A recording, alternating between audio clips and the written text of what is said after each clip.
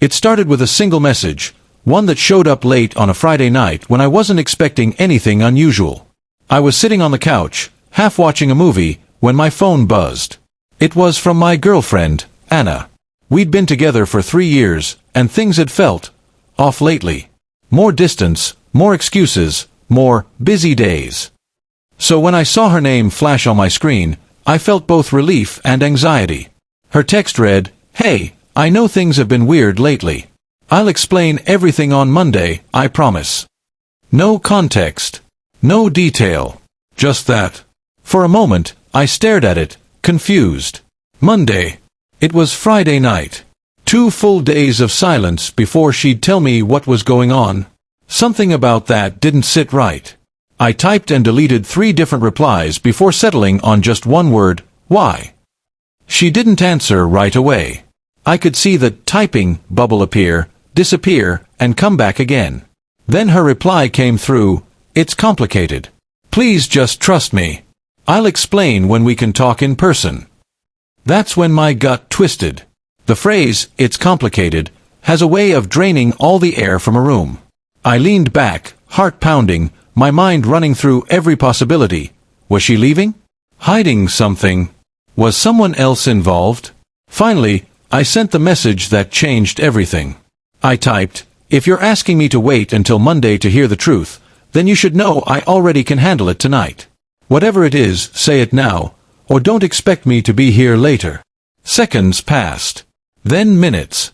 My screen stayed dark. The silence felt heavier than words. Then suddenly, my phone lit up again, this time, not with a text, but with a call. "Jake," she said the moment I picked up. Her voice trembled. "Please don't hang up." "I'm listening," I said. She took a shaky breath. "Okay, there's something I haven't been honest about. I didn't know how to say it." "Then say it," I said quietly. "I've been having doubts," she said, her voice breaking. "Not about loving you, but about myself. About where my life is heading. I got offered a job in Seattle last month, and I didn't tell you because I didn't want to make it real. I thought maybe I could figure it out on my own before involving you." I sat there, frozen. Of all the things I had expected, that wasn't it. "You were just going to decide without telling me?" I asked. "I was scared," she admitted. "Scared you'd think I was choosing something else over us. And I guess, part of me was. But it wasn't another person, Jake. It was a part of me I thought I'd lost, the one that wanted to do something more with my life." Her honesty hit harder than anger ever could. "So you were just going to vanish on Monday?" I asked. She started crying softly. "No. I was going to tell you everything, and maybe say goodbye.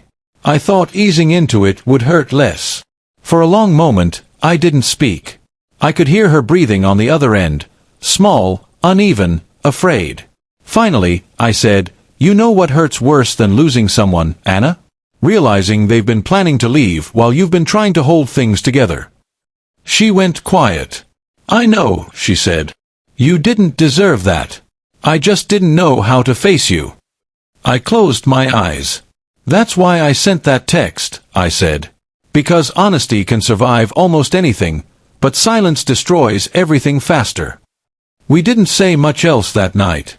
She told me more about the job offer, how it was a big opportunity, something she'd dreamed of since college. I listened, not as a man fighting to keep someone, but as a person finally hearing the truth that had been waiting in the dark. When the call ended, I didn't feel angry. I felt empty, but clear.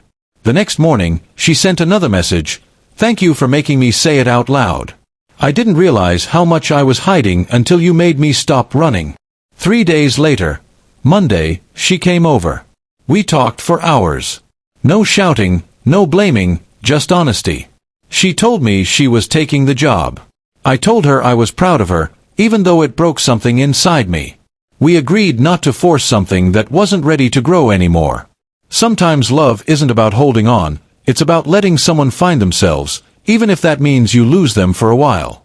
Months later, she sent me a photo from Seattle, a city skyline glowing against the evening sky. Her message read, "I think I finally understand what you meant about silence. I don't run from truth anymore." I smiled, Not with regret, but with peace. That night, I realized something important. The truth rarely destroys relationships. It's the waiting, the half-truths, and the fear that do. She texted that she would explain everything on Monday, but my reply, asking for the truth right then, didn't just change her tone. It changed both of us. It turned avoidance into honesty, confusion into clarity.